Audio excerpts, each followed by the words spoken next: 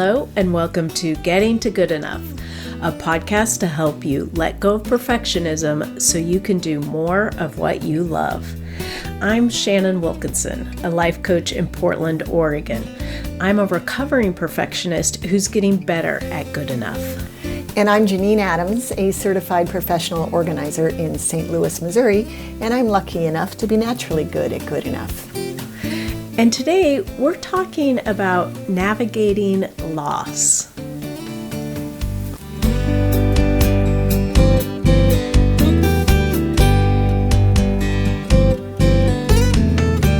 Janine. Hey Shannon, how you doing? I'm great. How are you? I'm doing pretty well, thanks. Good. Yeah. Good. I feel like super lucky because we're having this really late summer. It's October and it's like 80 degrees out. Oh, nice. Wow. I feel like we've had even better weather than that because it's been really beautiful and in the 70s for weeks now. It's crazy. Wow. Very unusual for us. Yeah. Well, you guys did have kind of a rough summer, as I recall. Yeah. We usually have hot falls, though, and we haven't. I'm glad to know that you're having a nice fall in Portland, especially since you were gone for, some prime fall weather. Yeah. Yeah. Yeah. Well, today we are talking about navigating loss because this was prompted by you experiencing a big loss recently. That's right. My dad passed away on August 20th. Yeah. And my mom passed away in 2015, but this loss was different. Losing a second parent is different, isn't it? It really is. It's weird. I'm 55 years old and I have this thought sometimes, this feeling like, oh my gosh, I'm an orphan. Yeah. It's just, the generation. We have aunts who are alive, but it's like our immediate family. We're the top generation. Yeah. It's strange. Yeah. And so my dad died kind of suddenly, but, he was quite old and was starting to deteriorate in terms of his memory and so forth. So it wasn't unexpected. It wasn't, devastatingly fast. But it was still just like it only had about, a week or something to sort of get used to the idea. And he died just a few days after I arrived in Walla Walla. And the thing that it's such a singular experience, isn't it? Yes. Going through this stuff, yeah. And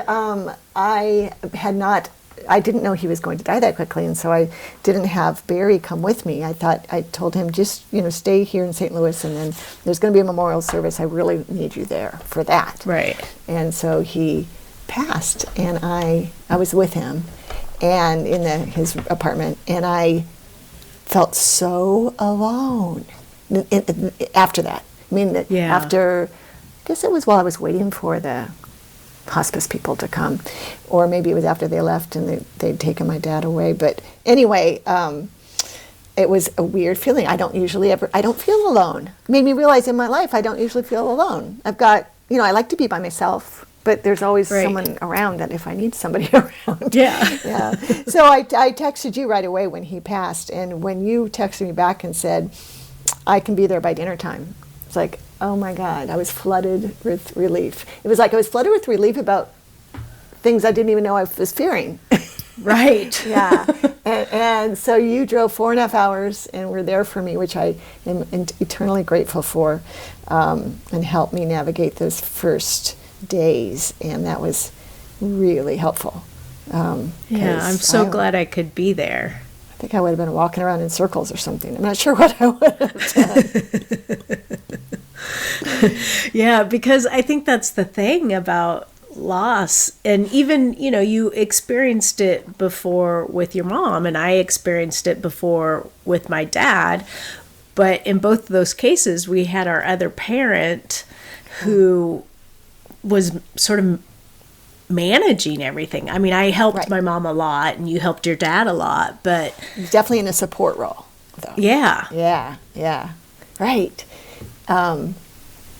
Yeah, you still had them, and that gave us something to do, right? I mean, that was my focus, was my dad, let's get these things done, let's make sure he's okay. But when it was me who had to get the things done, that was harder. And I'm so fortunate because my friend Denise, who listens to the podcast, hi Denise, is a dear friend from college. She had already told me before my dad died, she said, I'm coming there. I'm getting on the first plane. And she did. She flew from Baltimore. She didn't expect him to die. This was Friday. He died Saturday. And so I picked her up on Sunday at midnight. And you came in on Saturday, and you were still there on Sunday. So I had the both of you for a couple of days, which was amazing. And then you had to go back home, and she stayed for a week. So all those things that you have to do, you know, buy flowers, all the stuff, which I could have done. All I'm the sure. arrangements. Oh my God, yeah. And we were really prepared and everything, but I'm not sure. I would have been so much harder to do by myself. And then to have the two of you with me when we went to the funeral home was great. Because it was such a bizarre time at the funeral home. It was a very bizarre time at the funeral home. That's not run of the mill, right? No. No. No. It was a very Walla Walla experience. Yeah. And it was a different same funeral home, different person who helped when my mom died, and my dad was there, so that was different. And with the three of us there, I'm just so glad I had a witness to. I don't even know how to explain it, except to say it was the fellow who helped us, who was great, was a little unusual, and also he made this suggestion that we implemented that was amazing. I want to talk about that. Is that too weird to talk about the basketball? No, I think it's wonderful. I'm sure some people will think it's weird, but I don't care because I think it's amazing, and I think your dad, Gene, would be so delighted. Yes, exactly. It was definitely in keeping with his wishes. So he was a big basketball fan, especially of the Whitman College men's basketball team. A super fan, went to the practices as well as the games. And they had given him over the years a couple of signed basketballs, like championship years where the players signed the balls. And which he displayed proudly in his condo. In his condo and then in his apartment. Yes. Yeah, so they were very visible in his apartment. When you first walked in the door, they were right there. Yeah, he loved those things.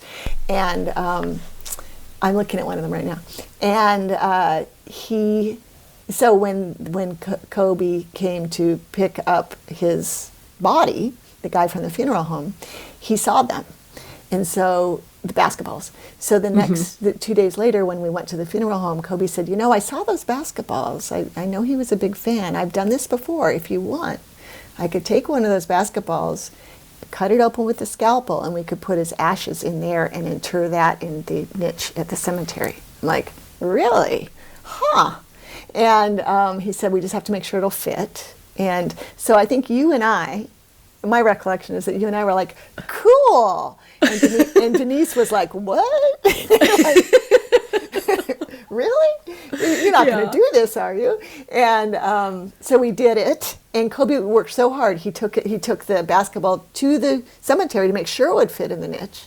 And he took it to the the tire place to get special adhesive to close it up. You could never tell that it had ever been opened. And so we had it at a private burial. We had a private burial and or interment, and it was there on display. And my cousin started to pick it up. Oh, he got there before I did. Gene. Yeah, Gene's in there. So he was such a super fan. I enjoyed telling some of the players and the coaches that I spoke to about it. The new basketball coach, by the way, came to the memorial service, who my dad had never met. But that's how big a super fan he was, that the coach knew of him, right? Even though they'd never met. So because he came in during COVID. So anyway, so we had that experience at the funeral home, having both of you there and helping me with that decision, I checked with my brothers. They thought it was a good idea. But knowing you guys, or at least you, thought it was a good idea. And Denise came to embrace it. I think she did end up Googling the size of a regulation basketball to see if it would fit.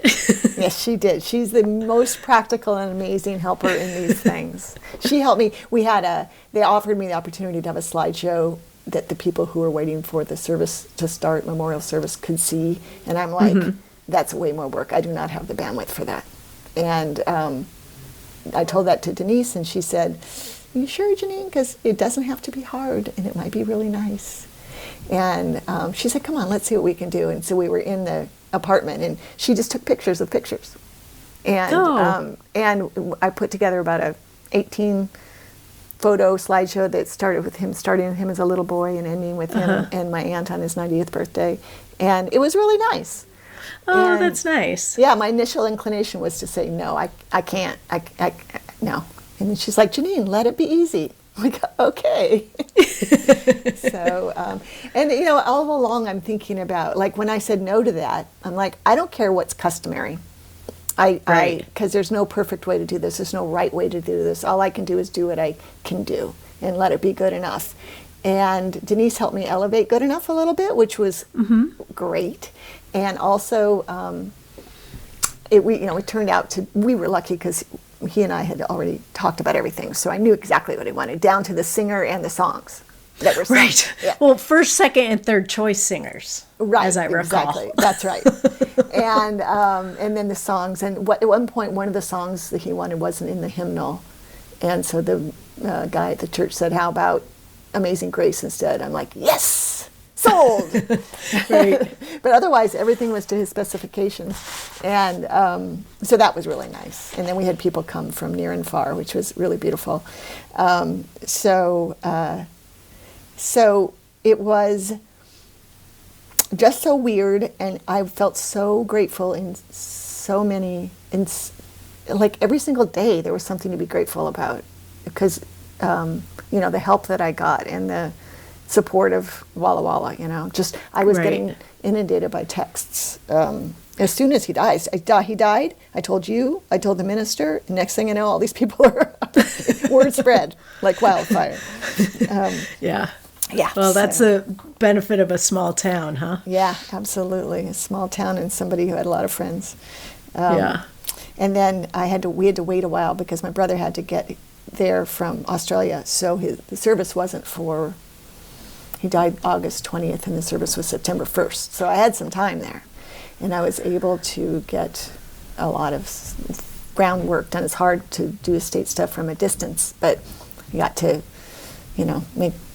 get at least some of it going, which was nice. Yeah. And get his apartment emptied. Which is amazing that you were able to do that in that period of time. Well, it wasn't a very big apartment, and I'd already, done it. Yeah, you'd already done one major clean out to move from the condo to the apartment. Yeah, and it gave my brothers the opportunity to take whatever they wanted and gave away other stuff. And it was. I mean, my aunt's caregiver, Mary, helped me, and my brother's caregiver, Chris, helped me. So that was really nice. That's great. I think, that's one of the big lessons in your experience is to seek and accept help.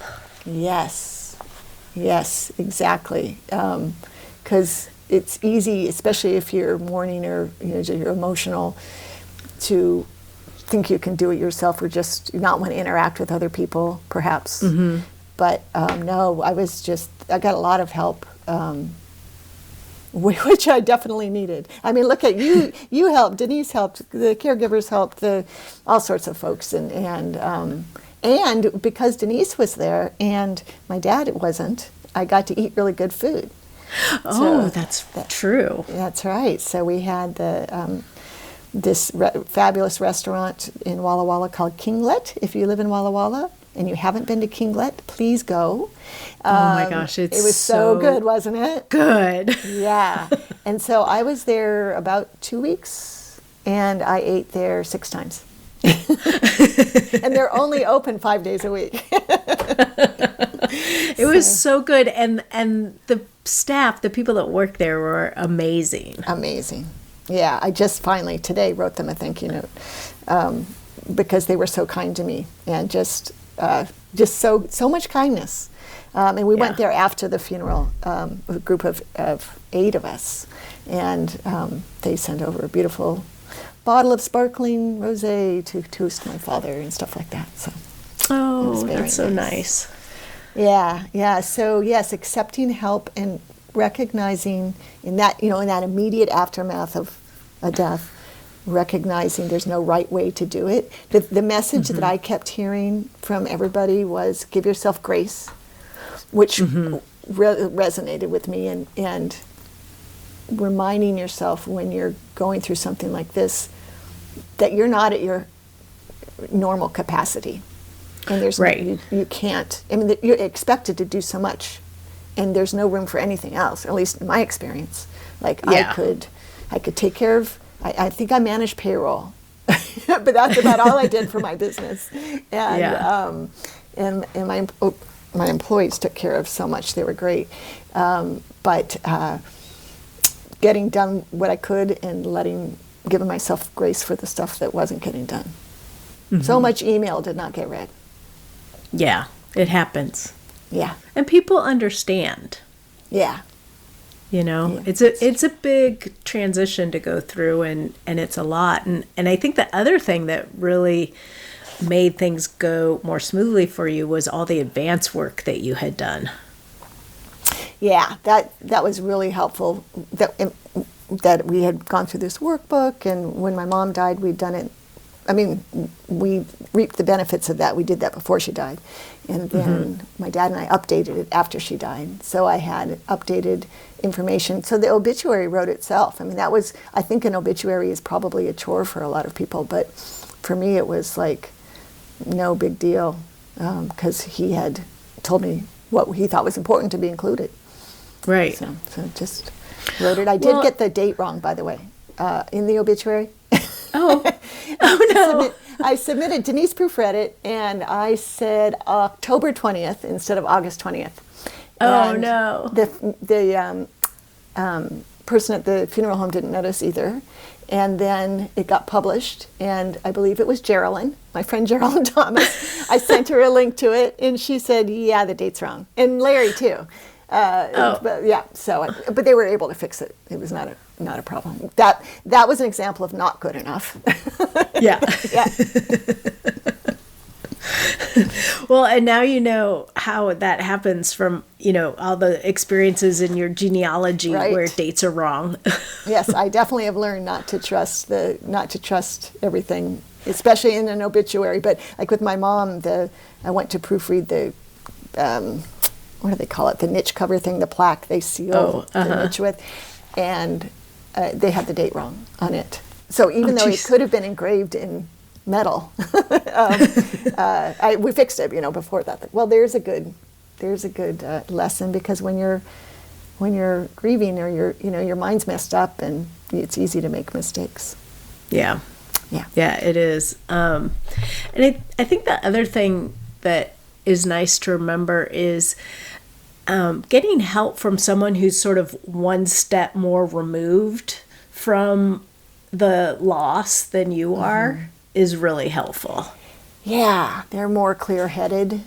In the case of you and Denise, Denise has been through a lot of loss. You have too, and you know the drill. And so I was able to have clear-headed guidance. So helpful. So helpful. Oh my gosh. Yeah, and yeah. Yeah, so I think you did an amazing job navigating loss in a difficult time. Thank you. Well, I got a lot of help, and I'm glad it's behind me. And now I'm just now, it's almost 2 months, just now getting back to sort of normal brain power. Actually not quite. I can't put in my 12 hours that I usually put in. I can only do about 9. But yeah, I was amazed. It was like my brain hurt.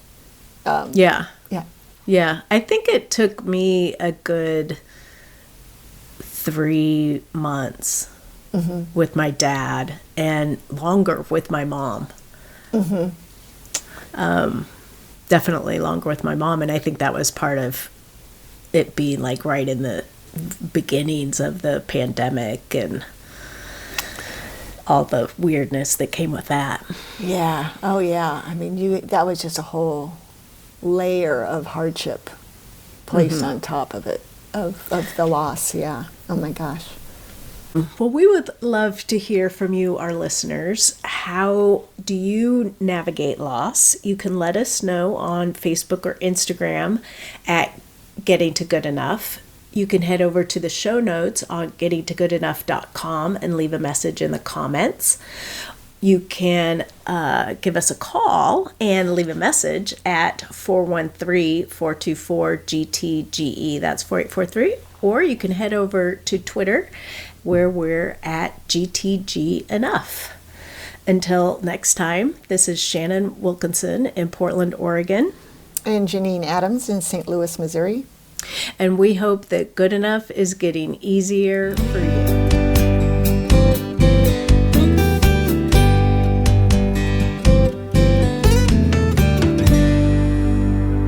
I kind of think Jean might have liked being bounced in the basketball.